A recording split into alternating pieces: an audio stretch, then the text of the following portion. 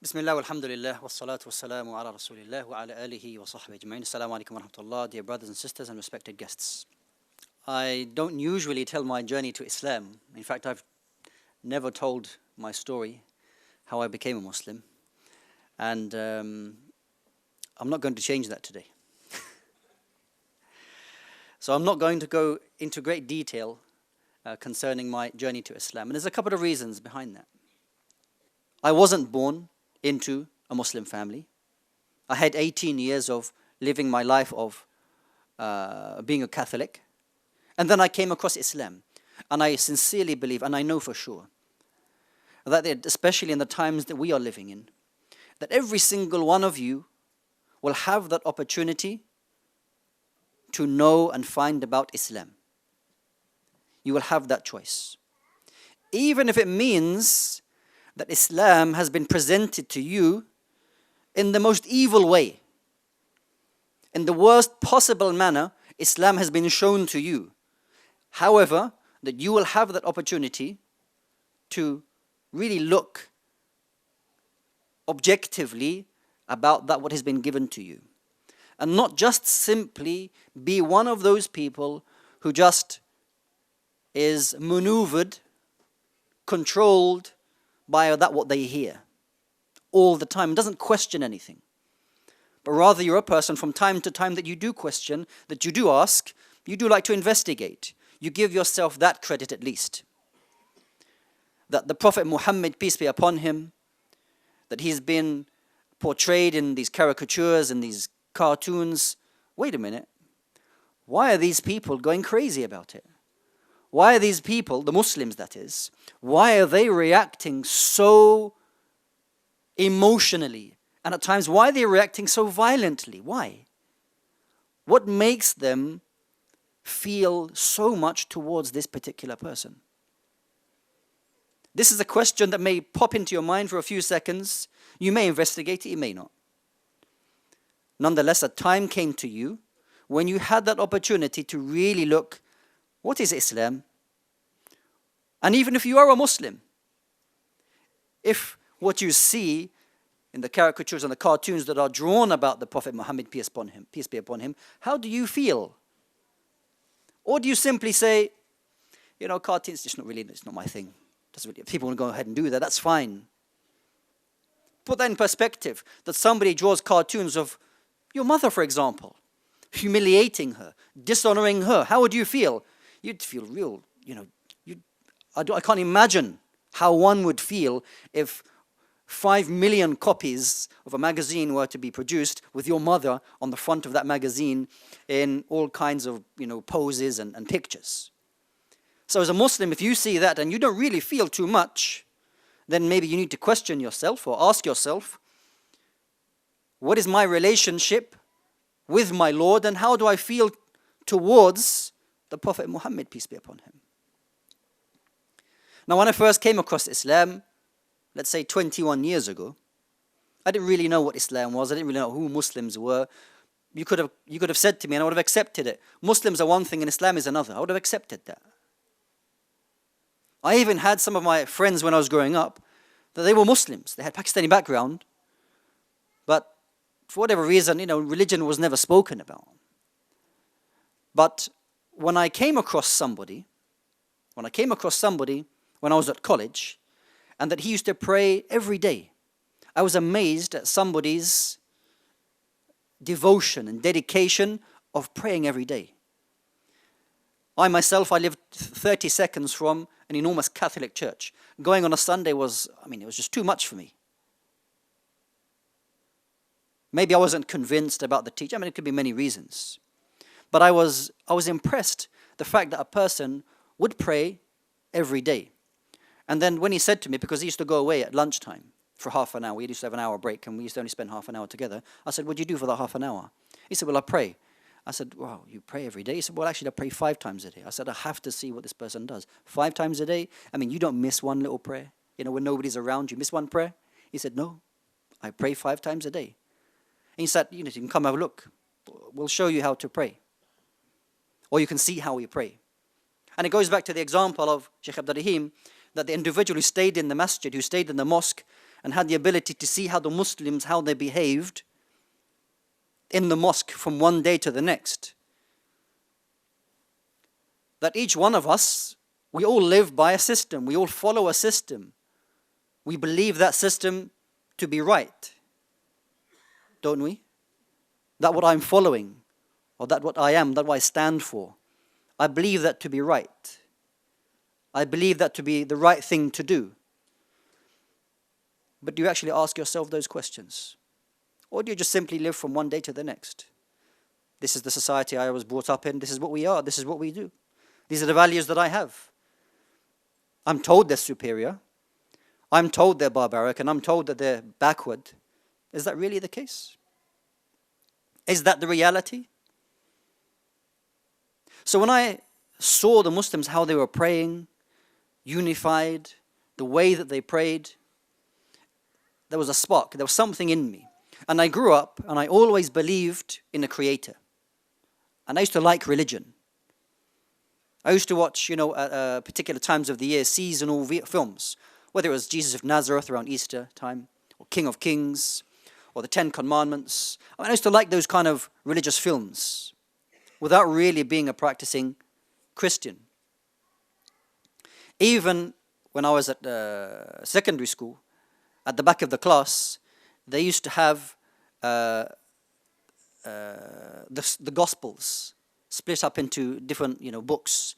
I mean, there was a yellow one, there was an orange one, there was a red one, there was a blue one, Matthew, Mark, Luke, and John. And I used to be at the back of the class, I used to open, I wanted to take them home. I don't know why, but I used to look through it, some pictures in it, some small, stories and parables in it. I used to like it, it was quite interesting. So I had something within me that I used to like religion. I believe it had some importance in my life. Because before the current generation that we're living in at the moment, that's what mankind believed in. Mankind believed in a religion. They believed in a creator. And if you look in the Quran, the discourse of the Quran, it addresses mankind that they believe in a creator. And there are many times that Allah says in the Quran that if you were to ask the polytheist Meccans, who is the creator of the heavens and the earth, who is the one who gives life and the one who takes away life, those polytheists, they'll all answer, Allah. So the mankind is addressed in the Quran that they are believers in a creator. Throughout history, only of late, 1 or 2 generations, that secularism has taken a stronghold in society. Atheism is, if you like. These people were seen as crazy people not long ago, just a couple of generations ago. To claim that we don't believe in God, we believe in these kind of theories, you were seen as something that, a sideshow. It's only that due to whatever factors that are in place, the world is a global village now and ideas can spread quickly, governments or whatever the case may be, I'm not getting involved in that these kind of ideas have taken some form of stand within our society. But by and large, humankind is a believing creation, and that's who we are. Let's not pretend that we're not something else. We are. We were created, we were put on this earth as a creation that recognizes a creator. Even the most staunch atheist, that he has one of the most beloved people to him, laying on a hospital bed with tubes coming out of their mouth and their nose. Don't tell me that something doesn't pass in his mind that if there is a God, save that person. Don't tell me that. Because I am sure, because that's how we were created. That something, even though they're in denial, Pharaoh, who said, "Ana rabbukum al-a'la," I am the highest God. And this is what he said to Moses. At the time when the waves were about to drown him, he was about to say, I believe in Allah. That he within himself denied, he tried to deny, but certainty was there in his heart. So when you come across things in your life which, when you start asking yourself questions, what am I doing? What am I following, or what am I living? Is it really the right thing to do? Because we live in a society where you're free to choose. You're free to speak. There are many things that you can do. This worldly life, whether an atheist or a Muslim or Christian, you get one go at it. You don't get two goes at it. We all believe that. You get one go at this life. There's no coming back again. So when you have this life, you want to make sure that you make the best go of it. Make sure that you have the best opportunity, that you can live the best possible life. Because the Christian, the Muslim, the Buddhist, the atheist, the secularist, all the isms and ists you want to mention, every single one of them wants to be happy. They're all looking to be happy. They want to be happy in some way. And some of us, why should we satisfy ourselves with just being mediocre happy? If there's somebody that's happier than me, what makes them happier than me? I want to be part of that. I want to understand why they're really happy. Is happiness found in worldly, phones, cars, things that you can, bring about, pay for? Is that what makes you happy? Or is it something I just remember something. There's a documentary that I saw maybe 2 or 3 years ago. And it just reminds me about really what is happiness. That there was, I think she was a trainee nurse or something from this country. And she went over to a small village in Africa. And she came across a really poor family. Something similar, maybe you find that in Pakistan. They were really poor. They didn't have much. For the first 24 hours, when she saw those people, she couldn't stop crying. She couldn't stop crying because of the difficulties that this woman and her children that they were going through. The plan was to stay with her for about 3 or 4, 5 days or so. By the end of the trip, the woman was still crying. But the reason that she was crying is not the reason that she was crying when she first arrived. She was crying because she was looking at her own life. Because she saw that this woman and this family and her children, they didn't have very much. Didn't have very much in the worldly sense. But you know what? They were so happy. And that they were satisfied. And that here is that she was in one of the main Western world countries, free to seek and be whatever she liked.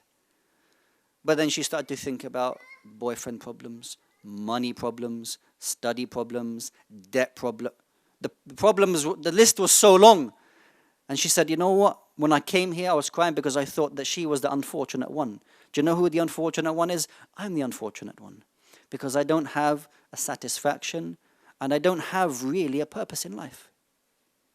This woman doesn't have very much, but you know what? She and her children, they are more happy than I can ever imagine. So this worldly life that we see in front of us is not a permanent cause for you to be happy. It is a temporary cause that may last 1 minute, may last an hour, may last a very short time. Whatever it is going to last. When I saw that this is what Islam taught, and that the real life is the life of the hereafter. Not that mean that we forsake this life, no, because you try your best for this, in this life. But it's the hereafter that you truly seek. That we have been given the greatest gift, the greatest blessing that can be given to anyone. And that is Islam. Because that's why I was created. That's why I'm put here on this earth. To respect and worship God Almighty. To give the rights that are due to every human being. This is what Islam stands for. And it's quite frustrating, personally at least, that when I see other people, they say, this is what Islam is. And I say, that's not Islam. And then it gets all watered down, say, well, that's your version of Islam, and that's my version of Islam, and that's their version of Islam, and then we've got 15 versions of Islam. No. We have one version of Islam, is one Islam. What the Prophet Muhammad, peace be upon him, what he came with, that's Islam.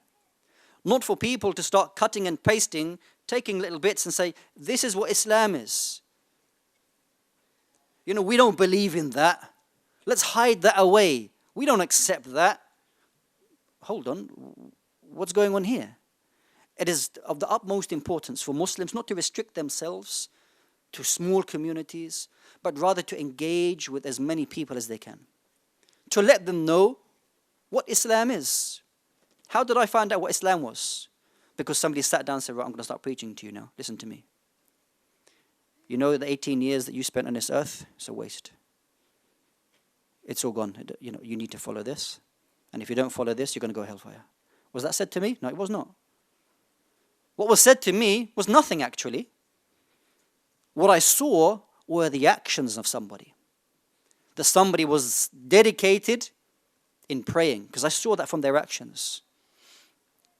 And then when I started to study Islam, when I started to read the Quran for myself, because there are many people, it's in the Quran, it's in the Quran, you know, it was quite funny actually that just a few days ago, somebody said, well, it doesn't say in the Quran that, you know, you can't make any cartoon caricatures of the Prophet Muhammad. That's not in your Quran. And then somebody replied to him and said, oh, wow, you know, scholar, could you please teach us, you know, the rulings of the prayer for the traveler? You know, the person really doesn't know anything about Islam, but here it is quoting Islam, is some form of authority on Islam. Why, for as Muslims, we should allow, I mean, they have the right to say that, that's fine. I mean, of course, it in the Quran. It doesn't say you can't make caricatures of the Prophet Muhammad, peace be upon him. But why don't we as Muslims take the step forward above everybody else and allow us to explain this is what Islam is? Of course that there are going to be certain individuals, certain people who take parts and interpret it their own way and cause corruption upon earth. That's going to happen. But the point is, and what I saw in Islam, again, is something very personal to me, and I guess I'm not the only one.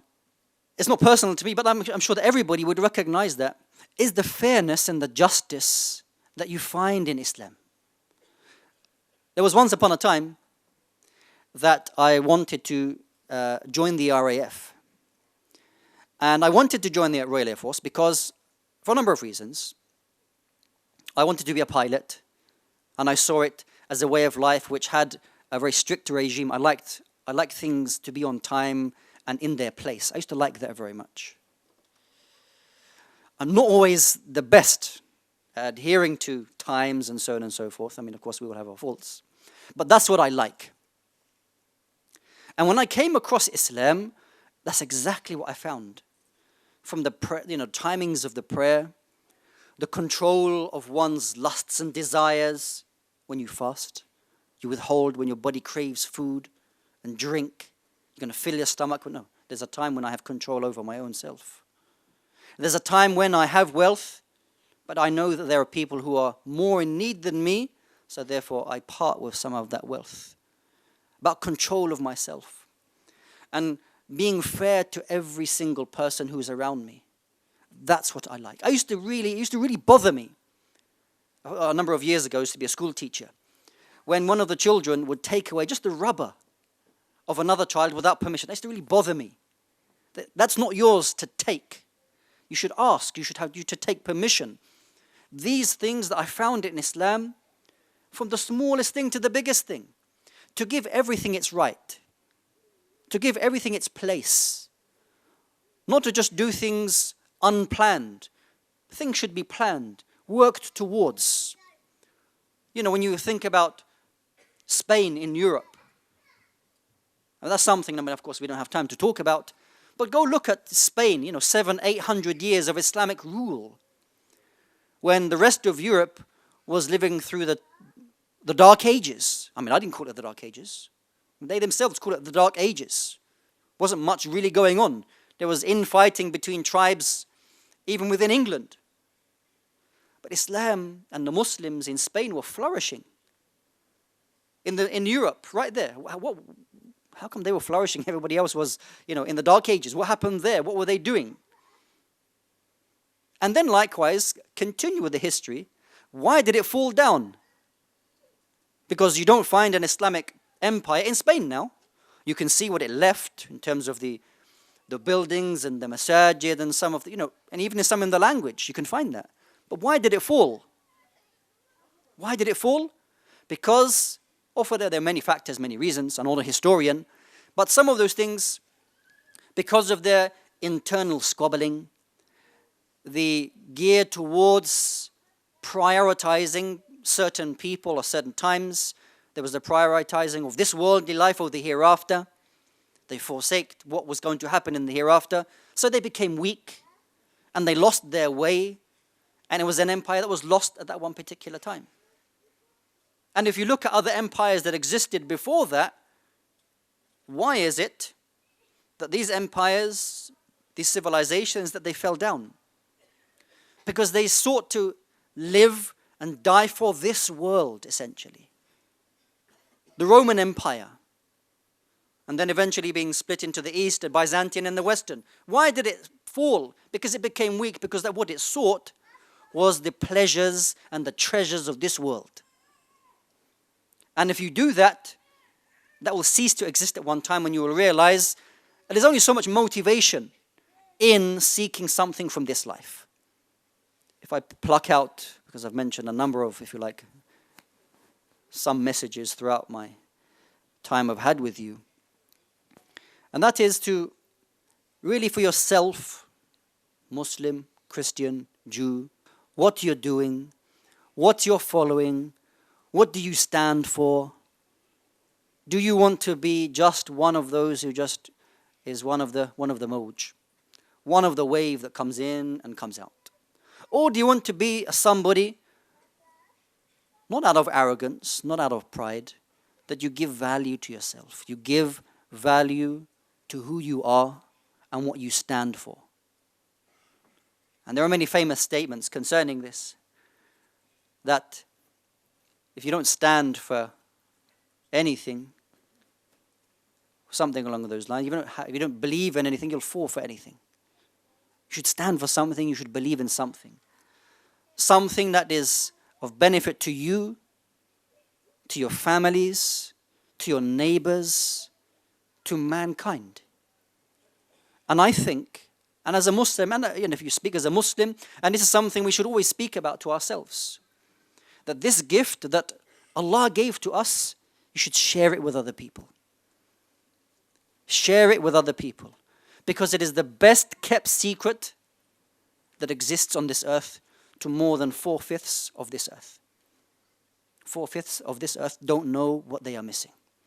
Don't know what Islam is. What they know of Islam is ISIS. Or people walking around the streets with guns. That's far from what Islam is. And what was mentioned earlier, talking about the beauty of the Quran, the beauty of who the Prophet Muhammad, peace be upon him, was, you'll find that there was a big difference, a big contrast between the two. But it is up to us. Either I heard it, and then I just moved on. And maybe I'll look back in my life. Maybe I'll look back, and I'll say, you know what, I had an opportunity really to take things, but I didn't. And there was a time when, and I'm a Muslim, that I was reminded about the importance of this gift that was given to me, al-Islam. And I decided to really dedicate myself to becoming a better Muslim, a better human being. And I ask Allah subhanahu wa ta'ala to make this a gathering which serves as a life-changing, not because of me, because I'm invoking God Almighty, I'm invoking Allah. That He makes this time that we've had together a time that I can look back, if I have how many years I have, look back on my life. That this was a time that there was a change in my life, and that I became a better person, I became a better human being, maybe I became a better Muslim. So I ask Allah subhanahu wa ta'ala to enable that day to be this day. Ameen. Barakallahu feekum. May Allah bless you all, guide us all to the straight path. Thank you for your patience and sitting and listening to me go on. Jazakum Allah khair. Wassalamu alaikum wa rahmatullahi wa barakatuh.